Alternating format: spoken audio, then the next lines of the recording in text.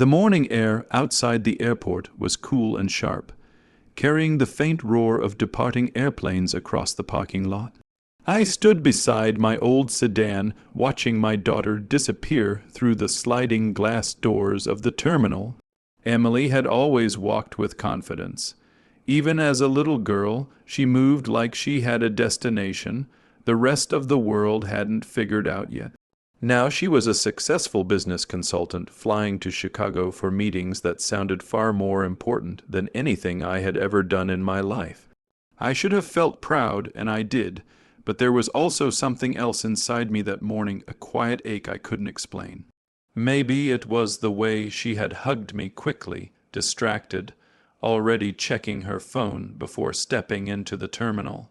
Or maybe it was the growing distance between us these past few years. Life had a strange way of widening the space between people who once couldn't imagine being apart.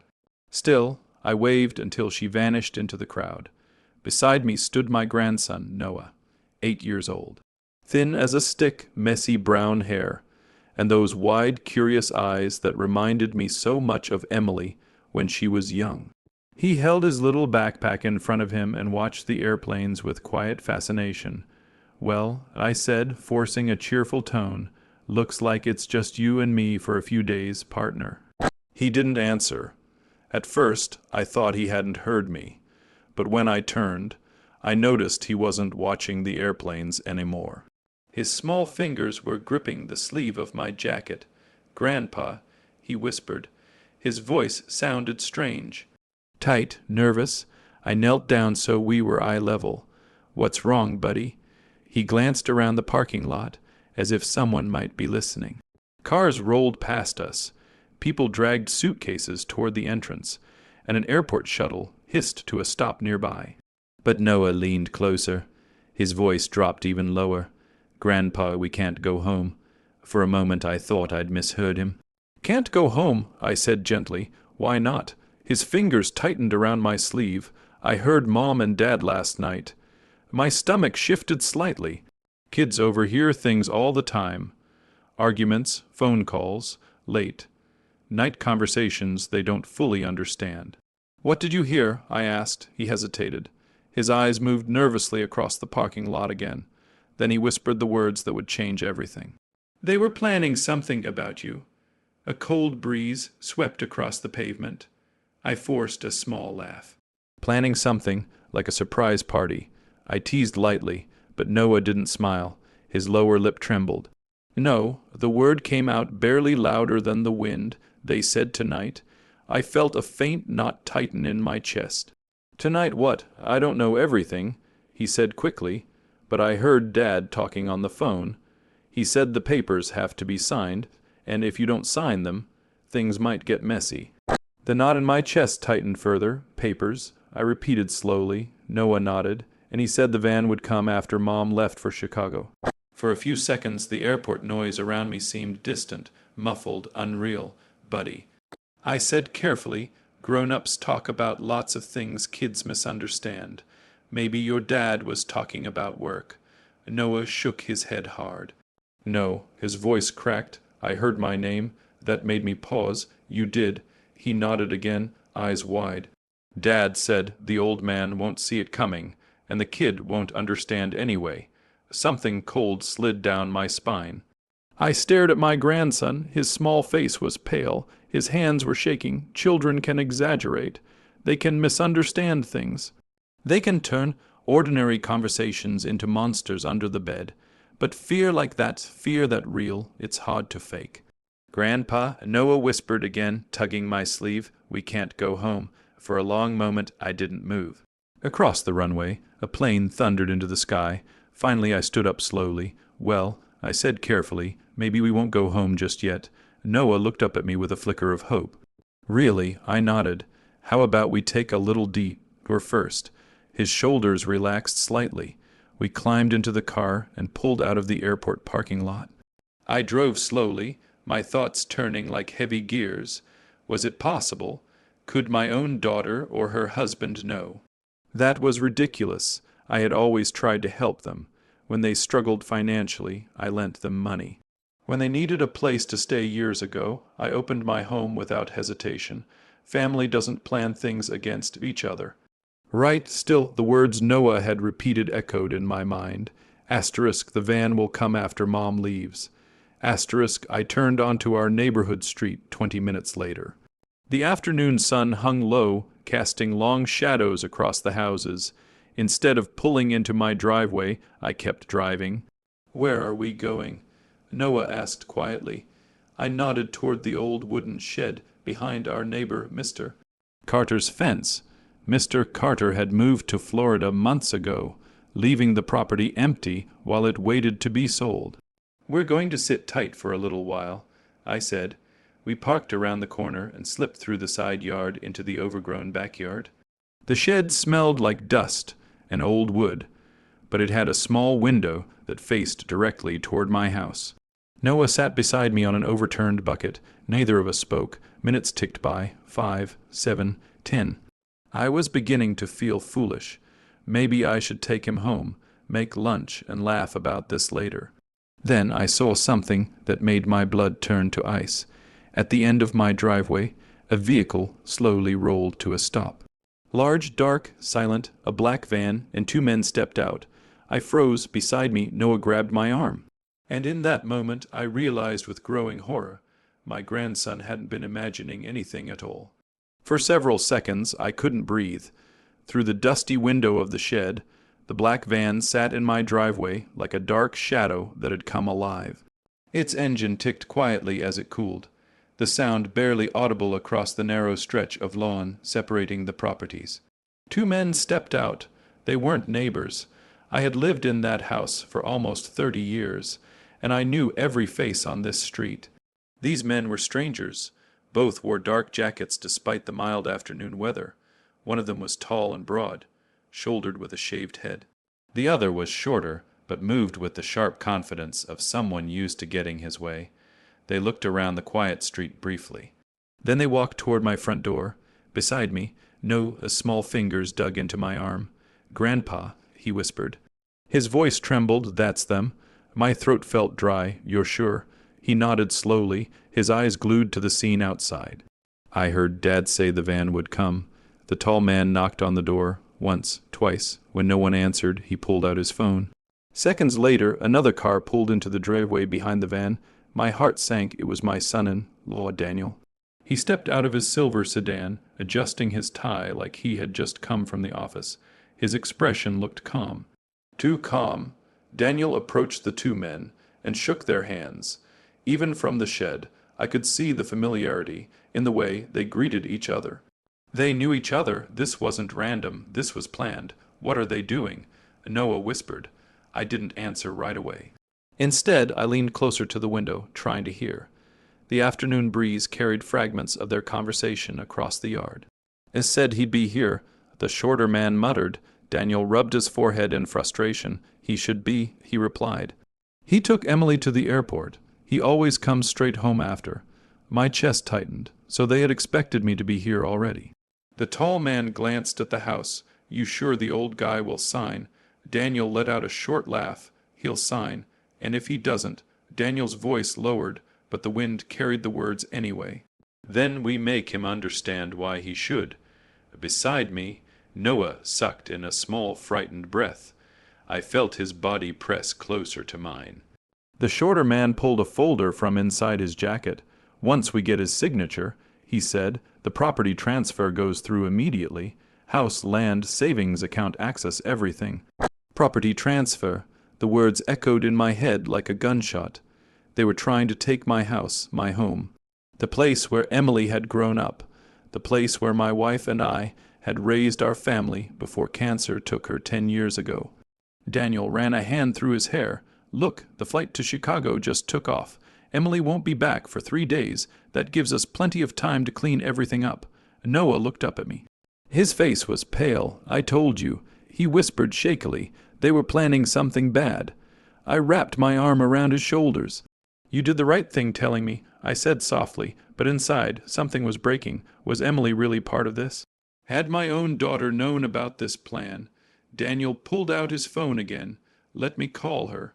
My heart skipped. The phone rang once, twice, then he put it on speaker. Emily's voice came through, faint but recognizable even from across the yard. "Hey, did you find him yet?" she asked. My stomach twisted. Daniel sighed. "No, he's not home." A pause. "What do you mean he's not home?" Emily asked. "I mean he's not here," Daniel said impatiently. "The house is empty." Another pause. Then she spoke again, slower this time. "Daniel, I told you to wait until tonight." Daniel glanced nervously at the two men. "They're already here." Emily sounded frustrated. This wasn't the plan. My heart pounded. Daniel lowered his voice. "Relax. Once he signs the papers, everything will be fine. And if he refuses?" she asked. Daniel looked toward the men. The tall one cracked his knuckles. Then Daniel said quietly, "He won't refuse." The shed suddenly felt smaller. Colder. Heavier. Beside me, Noah's breathing had quickened. "Grandpa," he whispered, "are they going to hurt you?" I looked at my house.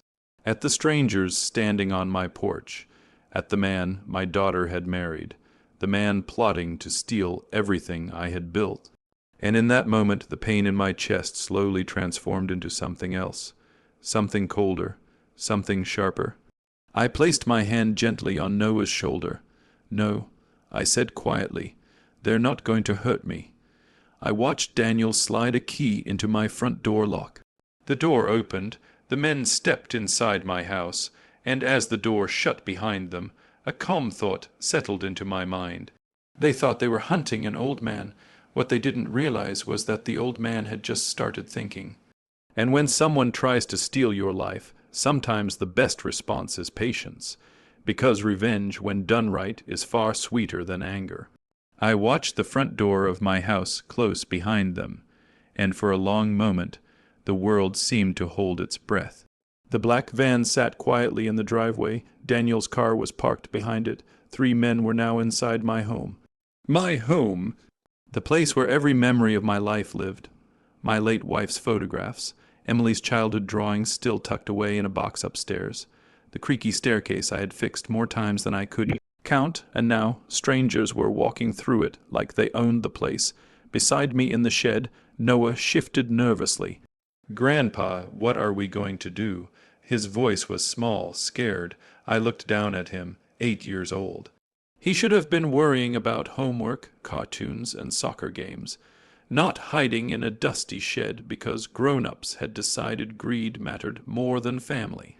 I placed a hand gently on his shoulder. "First," I said calmly, "we stay quiet." He nodded. "Second, we think." Noah blinked up at me. "You're not scared?" I gave a small smile. "Oh, I'm scared, buddy." That was the truth, but fear doesn't always make you weak.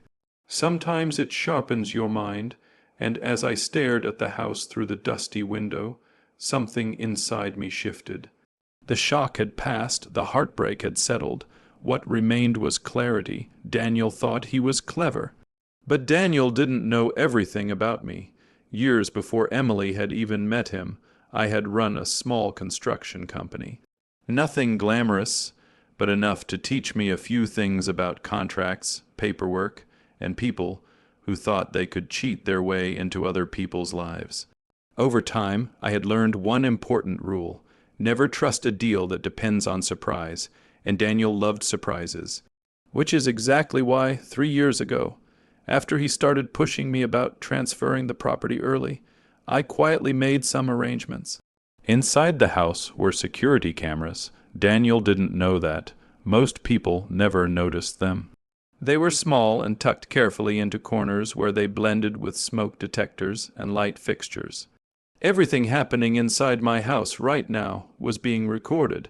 I reached into my pocket and pulled out my phone. Noah leaned closer. "Who are you calling?" "An old friend." The phone rang twice. Then a familiar voice answered. "Robert, haven't heard from you in a while." "Hello, Martin." Martin Hayes had been my lawyer for nearly 20 years. Reliable, careful, and most importantly, very hard to fool. "I need you to listen carefully," I said.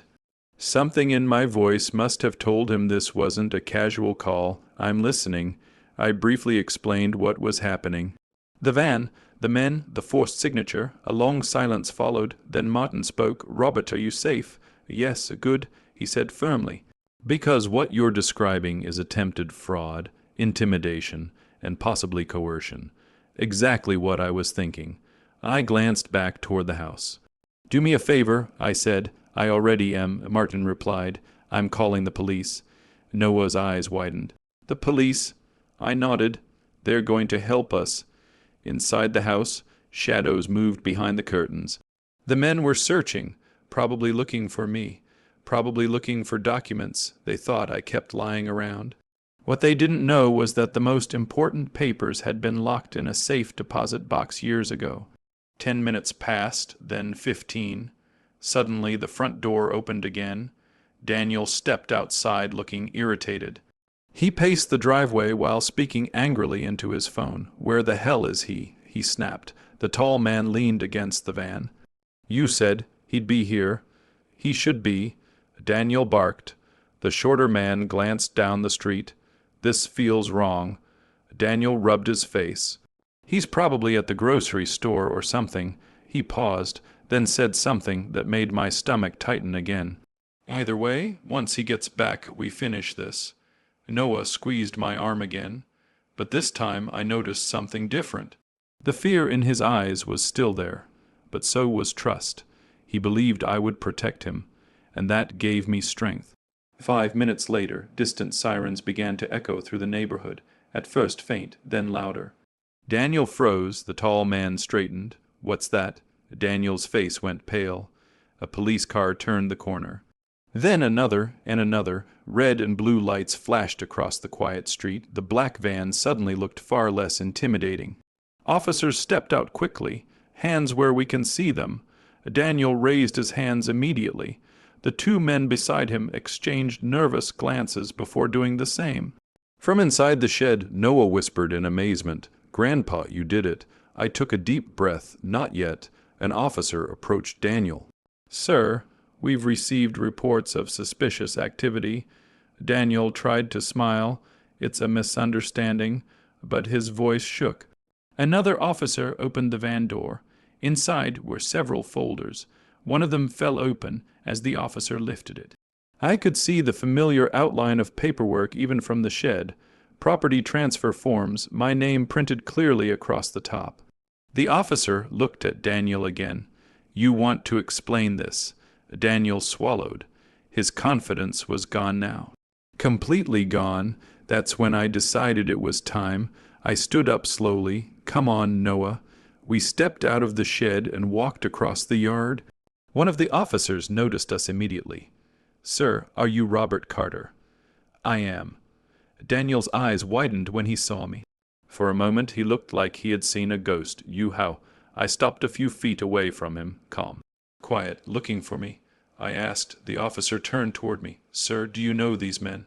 I nodded slowly. "Yes." I looked directly at Daniel. "He's my son-in-law." The officer raised an eyebrow, and the others. I shook my head. "No idea." The officer held up the folder. "These documents appear to transfer ownership of your home." "Yes," I said calmly. Daniel suddenly spoke. He agreed to sign them. I looked at him. For a long moment, neither of us spoke. Then I said quietly, "Funny thing about lies, Daniel." I pulled out my phone. I have cameras inside the house. The officers exchanged quick looks. "Everything you said inside my living room." I pressed play. "It has already been recorded." Daniel's face drained of color. Beside me, Noah held my hand tightly, and as the officers began placing handcuffs on the two men from the van, I realized something important. Daniel had planned everything carefully. The van, the papers, the intimidation. But he had forgotten one thing. Sometimes the person you think is weak is simply waiting for the right moment to prove you wrong, and the real shock was still coming. Because Emily would be landing in Chicago soon, and when she heard what her husband had done, nothing in our family would ever be the same again. The flashing red and blue lights slowly faded as the police cars pulled away from the house. Daniel sat in the back of one of them, his hands cuffed behind him. The two men from the van had already been placed in another vehicle. For a moment, the quiet of the neighborhood returned. Birds chirped again. A dog barked somewhere down the street. It was strange how quickly life could go back to normal, even after something terrible had almost happened. I stood in my driveway with Noah beside me, his small hand still gripping mine. "Grandpa," he said softly. "Yes, buddy. Are they really gone?" I nodded. "Yes, they're gone." He looked toward the road where the police cars had disappeared. Then he looked back at the house. "Our house is safe." I squeezed his hand gently. "Our house is safe." Noah finally exhaled a long breath, like he had been holding it all day. Then he wrapped his arms around my waist and hugged me tightly. I hugged him back. In that moment, I realized something simple but powerful. If Noah hadn't told me what he overheard, if he had stayed quiet out of fear, I might have walked straight into that house. And Daniel's plan could have worked, and your old boy had saved me, saved my home, saved everything. But the hardest part of the story still hadn't happened yet. Emily, 3 hours later, my phone rang. The caller ID showed her name. For a moment, I simply stared at the screen. Part of me didn't want to answer. Part of me was afraid of what I might hear. Finally, I pressed the button. "Hello." Her voice came through immediately. "Dad," she sounded confused. "Why did the police just call me?" I took a slow breath. "Where are you?" "Chicago. I just landed." A short silence followed. "Dad, what's going on?" I looked at Noah, who was now sitting quietly on the porch steps. Then I spoke carefully. "Emily, something happened at the house today." Another pause. Then she said something that caught me off guard. "Did Daniel try to make you sign the papers?" My heart skipped. "You knew about the papers." Her voice trembled slightly. "I knew he wanted you to transfer the house early. He's been pushing it for months. But did you know he hired people?" I asked quietly. "People, yes," I said. "A black van showed up today. 2 men. They came with Daniel to force me to sign." The silence on the other end of the line stretched longer this time. Then I heard her breathe sharply. "What?" "He told them if I refused, things would get messy." Another long pause. When Emily finally spoke again, her voice sounded different, broken. "Dad, I swear to you, I didn't know about that." I closed my eyes for a moment. "Then why did you tell him to wait until tonight?" I asked gently. She gasped. "You heard that?" "Yes." Her voice cracked. "Dad, I thought he just wanted to talk to you about the house again. I told him to wait because I didn't want you two arguing while I was gone." Tears filled her voice now. I had no idea he would do something like this. I believed her. A father knows his daughter's voice. And right now, it carried shock, not guilt. "What happened to Daniel?" she asked quietly. "The police arrested him." Another silence. Then she whispered something that broke my heart. "I'm so sorry." "No," I said softly. "You're not the one who did this." But the damage was already done. Trust, once cracked, never returns exactly the same. 2 weeks later, Emily came home. She looked exhausted when she walked through my front door. The confident woman who had boarded a plane to Chicago seemed replaced by someone carrying a heavy weight. Noah ran to hug her. "Mom." She knelt down and held him tightly. "I missed you so much." Then she looked up at me. "Dad." For a moment neither of us spoke. Finally she walked forward and wrapped her arms around me. "I should have seen what he was becoming," she whispered. "Sometimes love makes people blind." I said gently. In the months that followed, Daniel faced serious charges: fraud, conspiracy, attempted coercion. Emily filed for divorce. It was painful but necessary. Life slowly moved forward again. One quiet afternoon several months later, I sat at the kitchen table with a stack of papers in front of me. My lawyer Martin sat across from me. "No second thoughts?" he asked. I shook my head. "No." Noah sat beside me, coloring quietly. Martin slid the final document toward me. "This updates your will." I signed my name carefully. The house would one day belong to Noah. Not because of money, not because of property, but because he had shown something most adults forget: loyalty. After Martin left, Noah looked up at me. "Grandpa." "Yes." "Are we safe now?" I smiled and placed my arm around his shoulders. "Yes, my boy." He looked out the window at the quiet street. Because the bad guys are gone. I shook my head gently. No, then why? I looked at him with pride, because when everyone else stayed quiet, I tapped his small chest lightly. You spoke up, he smiled, and in that moment I realized something simple but true. Sometimes justice doesn't come from courts or police. Sometimes it begins with the courage of a small voice whispering the truth.